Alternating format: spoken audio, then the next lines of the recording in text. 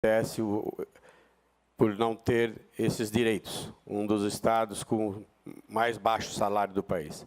Mas nos outros estados a gente também vê essa falta de respeito com o ser humano, de respeito com os trabalhadores que laboram no sistema socioeducativo. Passar para o Júlio a palavra. Com a palavra, o senhor Júlio da Silva Alves, para completar o tempo. Excelentíssimo senhor ministro presidente desta Corte, excelentíssimo senhor ministro relator do processo aqui em curso, ministro Hugo Carlos Chaves. Excelentíssimos senhores representantes do Ministério Público, através da Procuradoria-Geral do Trabalho, das Procuradorias Regionais do Trabalho, pertencentes às duas regiões do Estado de São Paulo. Senhores e senhoras aqui presentes, nobres colegas advogados e todos os ouvintes desta audiência pública. Gostaria de me ater aqui, Excelência, ao tema partindo do princípio empirístico, a partir da experiência na instituição Fundação Casa. É notório para toda a comunidade científica, jurídica, técnica, a problemática que esses trabalhadores vivenciam ao longo da existência da instituição.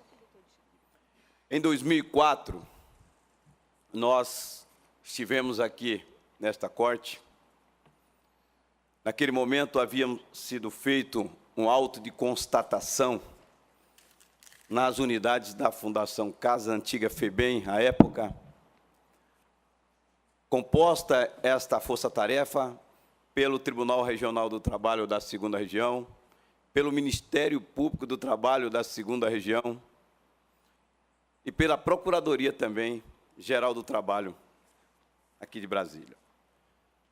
Em 2006, voltamos com o trabalho concluso aqui, onde se fez presente o ministro Brito Pereira, atual presidente da Corte, o ministro Vantuil Abdalas, então presidente da Corte à época, e o ministro Ronaldo Lopes Leal, além das procuradoras, aqui citado, a doutora Sandra Lia Simó, pela Procuradoria-Geral do Trabalho, e a doutora Cristina Ribeiro Brasiliense, pela Procuradoria Regional do Trabalho. Em cima dessas discussões, e baseado no laudo de constatação que gerou o inquérito civil público da 2ª Região, inquérito esse,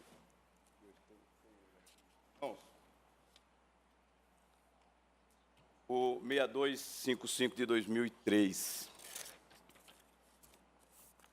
já ficou constatado a insegurança no meio ambiente de trabalho da instituição Fundação Casa. Foi baseado nesse inquérito que a Corte Regional, e mantido pela esta Corte, foi-se garantido uma estabilidade provisória a todos os servidores da Fundação da FEBEM naquela época. E essa estabilidade advinha exatamente em razão da atividade de risco que exerce esses trabalhadores.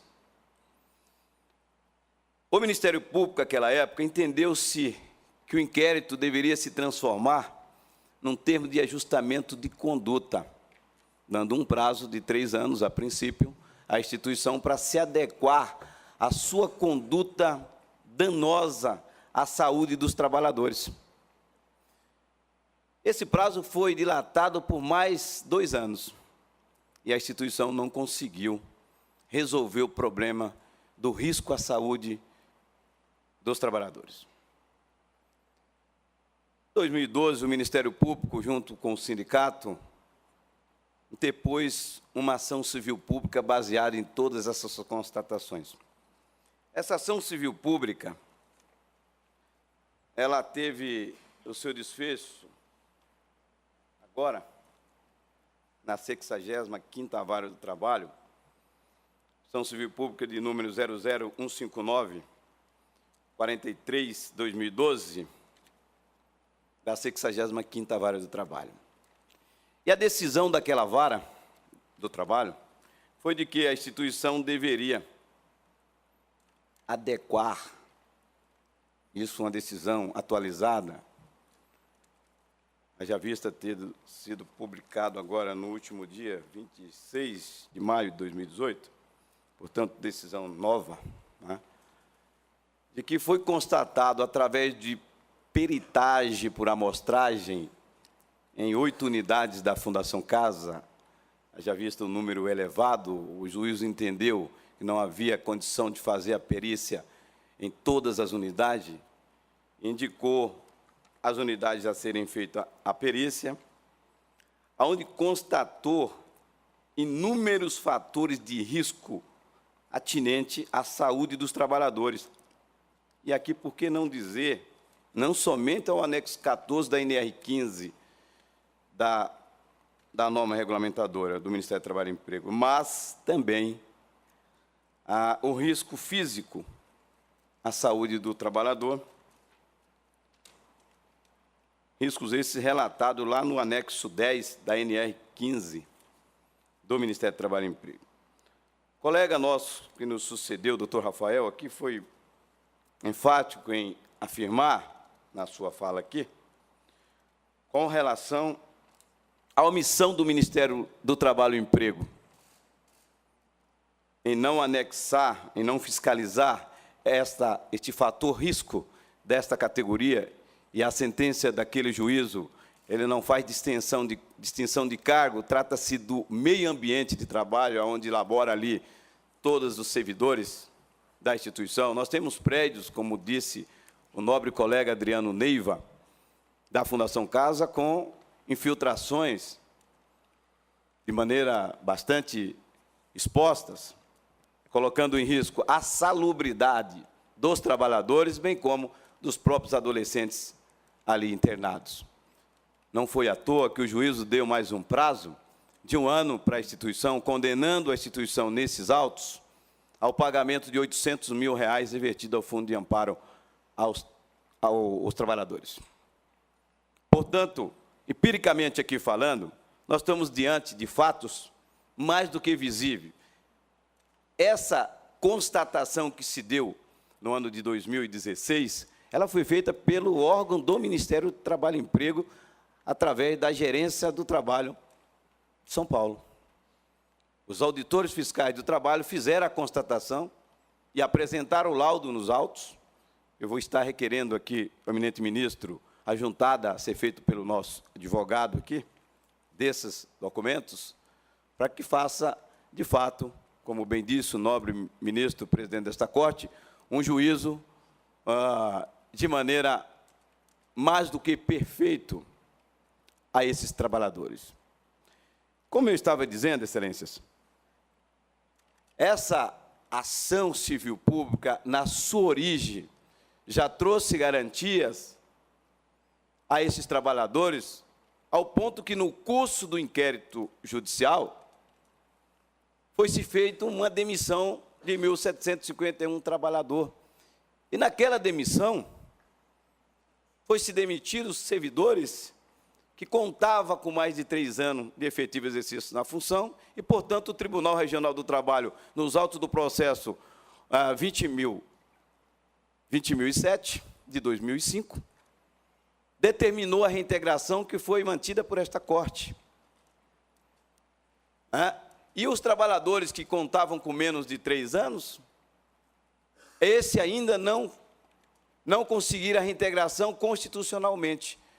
Mas foi por meio da conexão do processo 20.231 de 2004, portanto, o processo que constatou a insegurança da saúde dos trabalhadores no local de trabalho, que esta Corte também manteve a garantia de estabilidade, ainda que provisória, já que aquele acórdão garantia aos servidores que, à época da demissão, contavam com menos de 3 anos e, portanto, não tinha a garantia da estabilidade constitucional. E foi a partir desse processo aqui transitado em julgado que se gerou um recurso extraordinário de número 5058 de 2006, julgado pelo ministro Carlos Aires Brito, no Supremo Tribunal Federal, que esses trabalhadores, mesmo não tendo a garantia da estabilidade constitucional, mas em razão do fato ensejador, do risco à saúde deles, foi-se dada a reintegração de todos eles. Portanto, está mais do que claro a insalubridade vivenciada naquele meio ambiente de trabalho.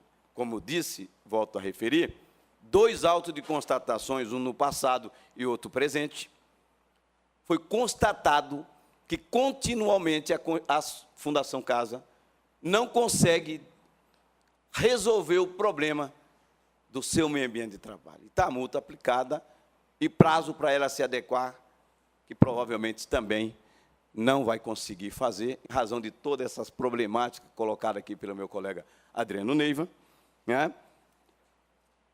E, para fechar mesmo, Excelência, eu gostaria aqui de dizer que os dispositivos constitucionais previstos no artigo 7º, bem como a própria NR 15, nos seus anexos 10 e 14, encontra aqui, afrontado pelo meio ambiente de trabalho, sem a garantia da segurança jurídica prevista num princípio que esta Corte e o Judiciário Trabalhista brasileiro sempre primou, que é a primazia da realidade dentro daquele local.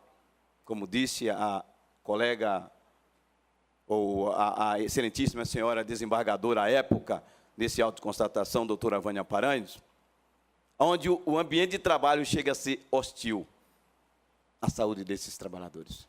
Portanto, eu peço aqui, Excelência, que seja feito o juízo de valor por esta Corte, através da SDI1, a pessoa do ministro relator, ministro Shelby, até porque nós temos, ao longo da existência nossa nessa categoria, contado com a justiça social em direitos, como bem disse aqui num simpósio em 2009, o ministro Orestes Dallazzeni, que é o direito do trabalho. Direito este, no nosso entendimento, querendo aqui parafrasear o ministro Orestes Dallazzeni, de direito social e fundamental à vida humana. Muito obrigado, Excelência. Muito bem, também agradeço a exposição do senhor Júlio da Silva Alves, que veio como indicado pelo Sindicato dos Sócios Educadores do Estado de São Paulo. E, na sequência, próximo expositor, o senhor Joselito Pereira, que é o presidente do Sindicato dos Trabalhadores do Sistema